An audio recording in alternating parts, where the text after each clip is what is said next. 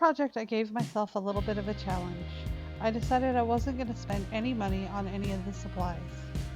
Everything I'm going to use is either scraps from an old project, something I gathered in the garden, or in the case of the vials, a door prize from Joann's. And I guess it's time for a confession. When I go out on walks, sometimes I'll find like a dead bug and stuff it in my pocket and then bring it home and stick it in a box. I was never really sure what I'd use them for, I just knew that I would use them eventually in something. So for this project you're going to need glass vials, a variety of dried botanicals. I got a bunch from the garden a couple summers back. Some head and eye pins, a selection of dead insects, some small gemstones, expanding foam, medium stones and quartz crystals, 3 small bamboo dowels, a small ball glue, and copper wire. The only botanicals I didn't scavenge myself was the moss. The moss is left over from an old project, and the flowers, they all came from either on a walk or out of the wildflower portion of my backyard. The copper wire is left over from a piece of wire from when we did some electrical repairs on the house. So the tools you're going to need is needle nose pliers, a rotary tool, cutting discs, and you're going to need extra because they break easy. I finally have a use for those aquascaping tweezers and wire stripper and more rotary bits.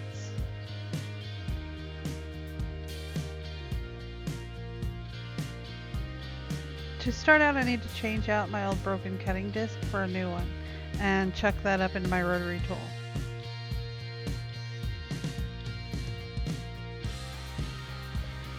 If I'm being totally transparent, I wasn't sure how I was going to display these until about 10 minutes before I sat down to film. I was getting gloves out of the medicine cabinet and I saw a bowl just sitting up in the top collecting dust, and I decided if it was going to continue wasting space, it was going to do it in style. So you're going to want to measure and cut your bamboo into 3 sections, making sure they're like 1 inch or 2 longer than the vials.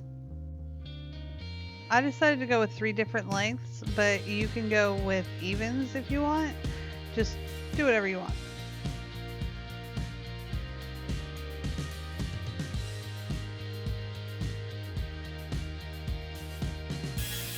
And this is why you need extra cutting discs, and why safety glasses are important.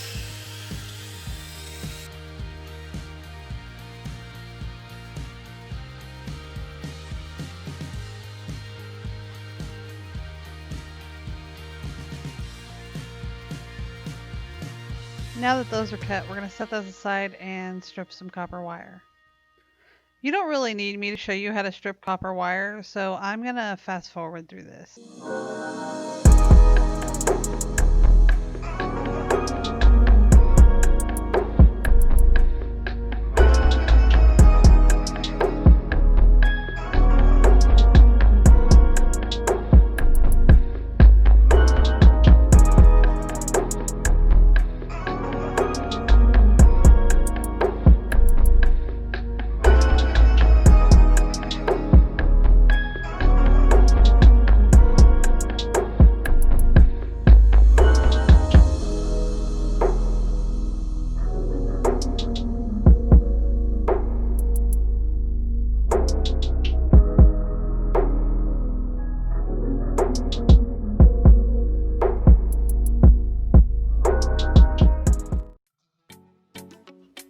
Hope you enjoyed the show. Don't forget to tip your stripper. Maybe a little less after what it did to my hands. Ouch. For this next part, you're going to need your bowl, the expanding foam, the medium stones, and gemstones.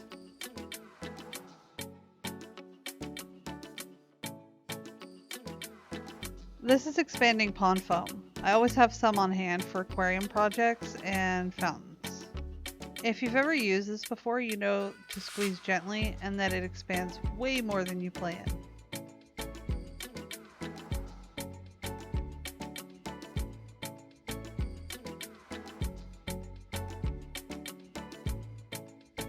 This stuff is basically the glue and the support that's going to hold this whole contraption together.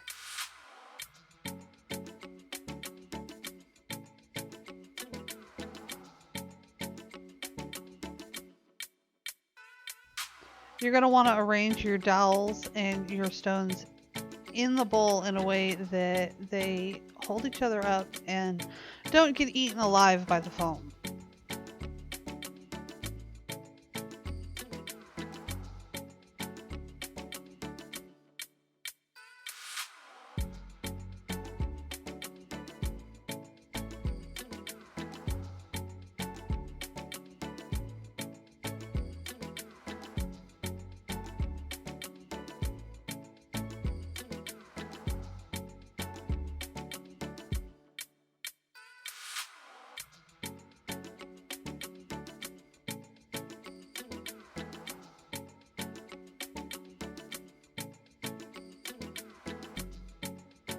At this point, you may notice your foam is expanding way more than you planned, so just, use a wire or something or scraps to kind of pick it up and remove it to the side.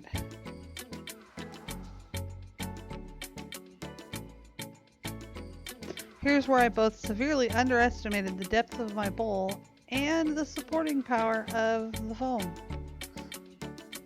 I'm going to need to use the tweezers to dig that out.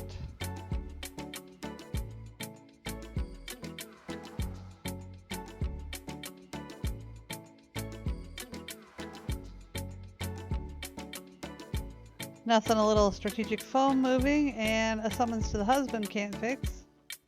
Since the lava stone is bulkier and lighter, I decided to go ahead and go with that for the majority and then use the crystals as accents once they had something to kind of support them from underneath.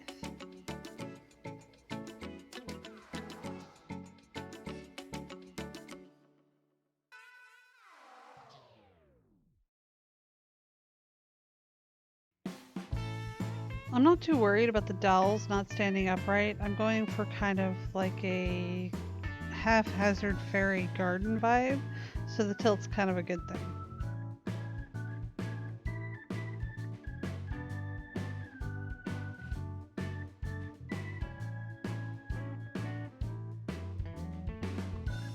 Once you got everything arranged the way you want it, you want to give it the Simon Leach 6 points of contact and move it out of your way.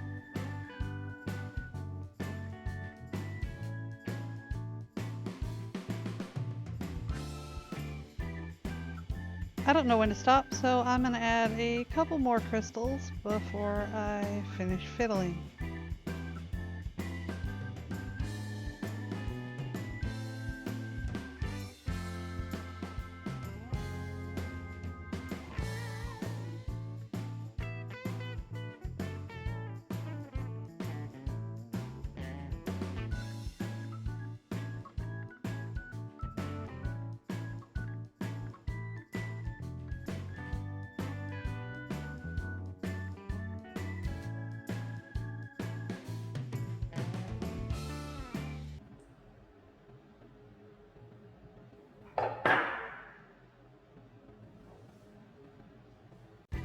So we're not even going to talk about that crap, and instead we're going to get out a vial.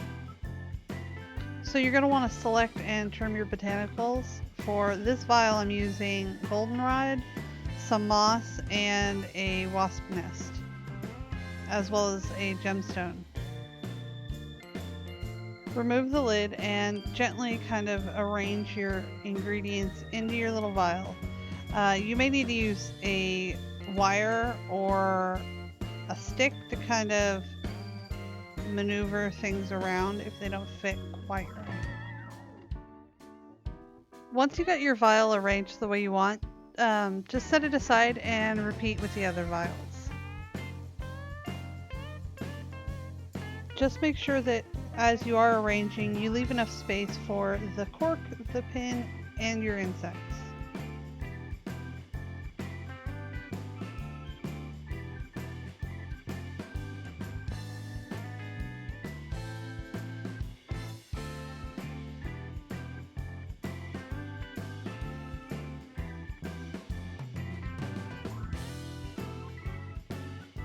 You get about 5 minutes to work this epoxy, so once you get it mixed, you need to work quickly. Mix your epoxy really well because if you don't, it won't set up properly. Select your insect. I'm going to go with a wasp for this vial. Take your head pin and dip it in the epoxy, and then attach it to either the head or the back of your insect. I found that in order to keep the head and pin lined up and off the surface, I needed to use shims. I just used some leftover bamboo that I split into small pieces.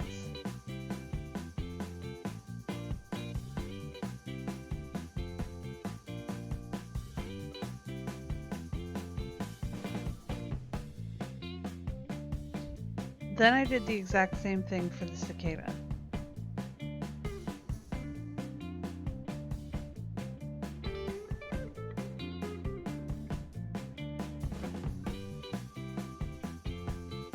I kind of lied when I said this was just insects and botanicals. One of the vials I decided to include an ammonite fossil.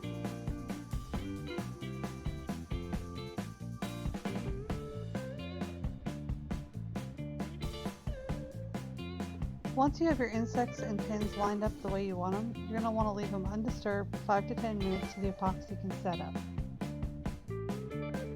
Now that the epoxy is set up, you're going to want to match your insects to their correlating vials. Measure how far you want your insect to sit inside the vial and then trim off any extra pin that might stick out past the vial with the nips. Using needle nose pliers, grasp your pin and dip it in the glue. Then insert your pin into the center of the cork. Once your pin is secured to the cork, grab the cork end and carefully insert your insect into the vial.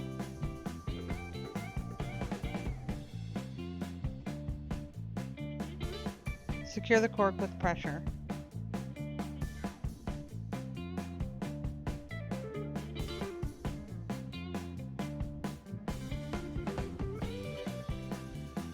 Repeat these steps with the ammonite and the cicada.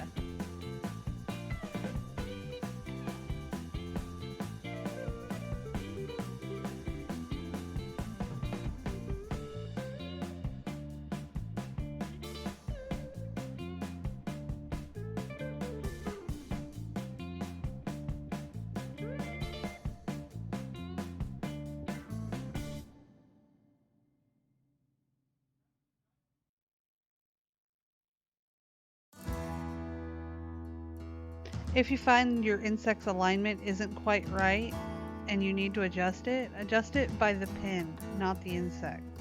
Otherwise, you could destroy the insect.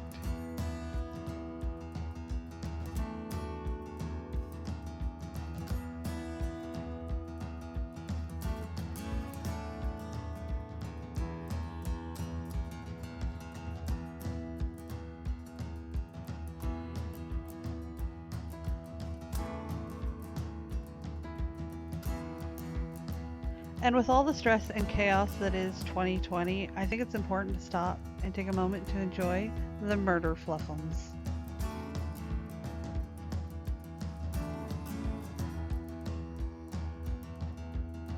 Breaks over, back to business. Now that this thing is done expanding, curing, and gunking up my table, it's time to remove some excess foam. I went ahead and grabbed some more moss from my scrap box. What I had wasn't going to be enough. To remove the foam, I'm going to use a pair of needle nose pliers. You can do this with a X-Acto knife, a razor blade, or just with your fingers, but I prefer the pliers.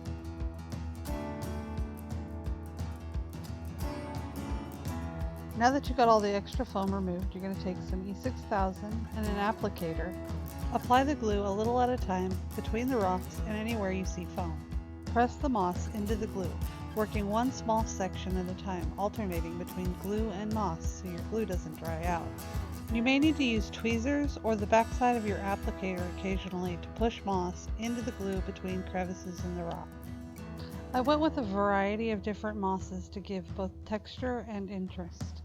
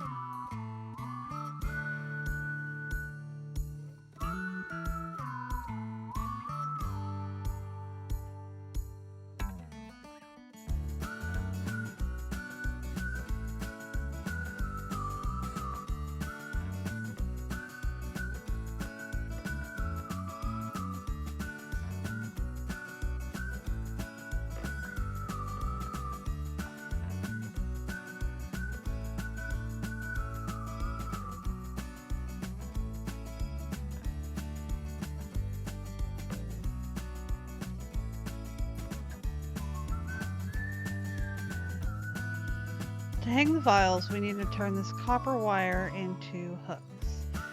For that, you'll need your needle nose pliers. Make sure you have enough stem on your hook so that when you insert it into the bamboo tube, it doesn't sink all the way down. Apply some glue to the inside of the bamboo tube.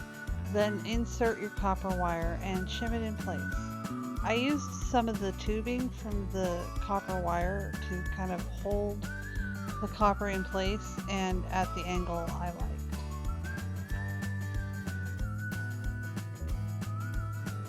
If you need to, trim off any extra tubing and apply more glue.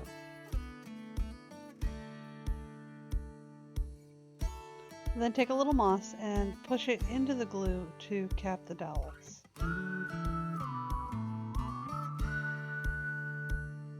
Repeat on all the other dowels, and just like that, you got yourself an inedible bowl of garden spaghetti.